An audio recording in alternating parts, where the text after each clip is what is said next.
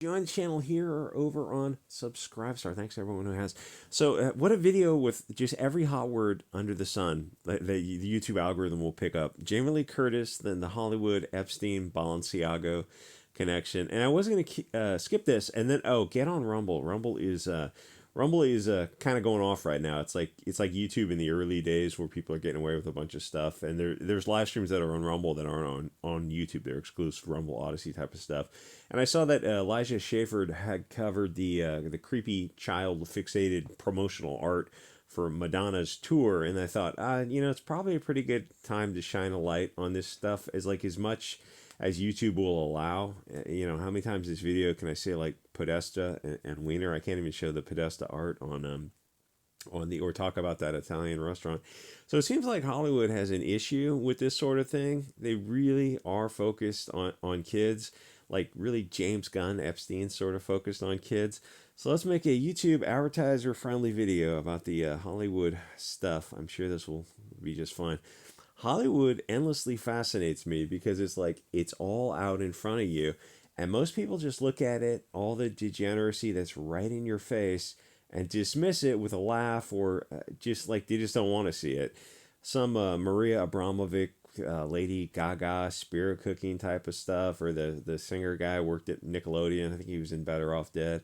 I mean, there's no shortage if you want to start searching the internet for Hollywood scandals relating to this sort of thing. This stuff was coming out before Me Too. It's like it comes out and it never really gets dealt with. And you wonder well, why doesn't it get dealt with? Why doesn't somebody take it seriously? I mean, there's the Screen Actors Guild, and probably couldn't you have taken this seriously a long time ago? It's hey, look, shiny object, we're making money, stay distracted. And there seems like there's no shortage of other examples in Hollywood of them doing just demonic stuff. I don't know how else to describe it other than these biblical terms of good and evil, ultimate good and evil. Or, stuff with those under the age of majority, the weird sexuality of those obsessed with anti-Christianity, which was where the Madonna thing came in, which is really weird. And what's odd with the Christianity thing is their obsession with it makes it seem cool, and there's might be something deeper to it. Because if you look at the people who are so deeply anti-Christian in their artwork and their portrayal of their Abramovic type of stuff, or the Madonna artwork for her promotional tours things, they're kind of gross, cringy, broken, angry people. They're not people I would want to identify with. They're these just rootless, globalist, found family types who want everyone just to be lost and alone so they could be easily manipulated. Everything about them is cringe. They're like people who keep dropping hints about what they do and who they are, and it's it's for the fork-tail community. Wait, what? What do you... The cloven-hoofed community, and smells like sulfur. And nobody is taking the stuff seriously, but the hints are over. It's it's just eccentric Hollywood types. Yeah, I can understand people partying and I don't know, barbecuing and whatnot, and maybe the Hollywood types are partying a little bit more than usual.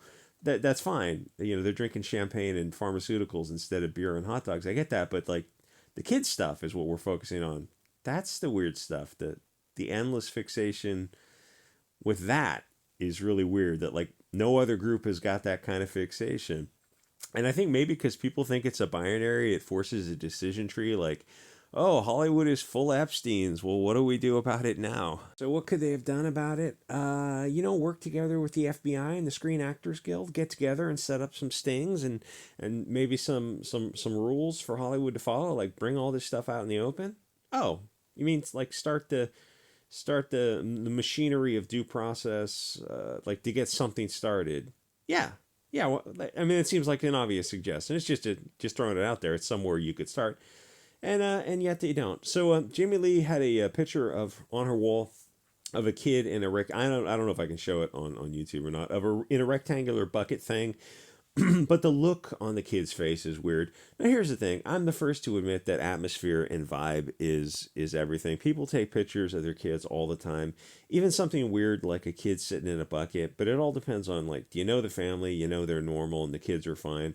And if you look back at your pictures and it can be you and you're a kid, and it's just not a big deal because it's sort of like the burden of proof is different with Hollywood, the presumptions, because they have so many Epsteins in Hollywood, and then you got to consider that it's not her kid; it's some other kid from this woman. The image itself was from a photographer, Betsy Schneider, in a series of images featuring her daughter Ella. So this photographer has a whole series of kids unclothed. Seems a bit weird.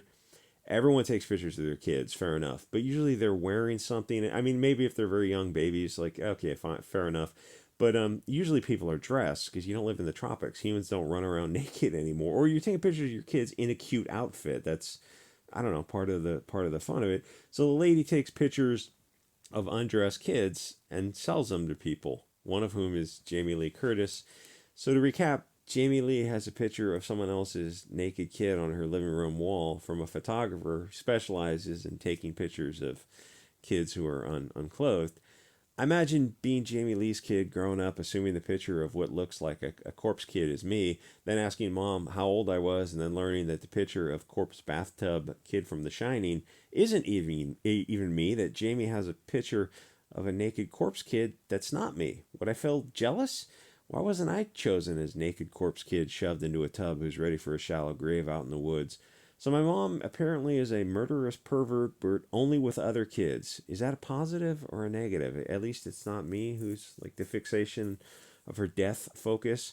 Now you got to step back and look at all of Hollywood, and if you don't see it by now, you just haven't. You don't want to see it. You haven't been paying attention. Hollywood constantly does this stuff to remind the public that they're playing a different game at a different level, because us adults, we seem to enjoy banging other adults. And Hollywood seems to be wired for a younger crowd.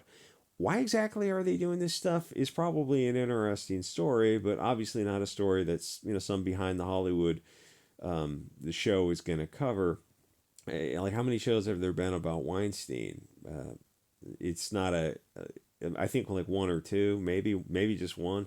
It's not something that Hollywood is really diving into. You're like, why is that? Well, why did Me Too get big for like 6 months and then just disappear? I mean, really look at that. Really think about Alyssa Milano's Me Too movement. Oh, we started to. Oh my gosh, it's like Norm Macdonald. There's dead hookers in the trunk. Every time you open the trunk, it's like more hookers. Well, every time you look through Hollywood for a pervert who's abusing women or men, women or children, you're gonna find one. There's no shortage of them out there. It's like, so instead of just going through with it and cleaning up Hollywood, after 6 months they just let it fade out because they didn't want to actually clean up Hollywood because it was making them look too bad. Anyway, it all just goes on and nobody says anything. Honestly, it feels like Sodom, like seriously biblical levels of evil. Anyway, like, comment, subscribe. See you guys all next episode.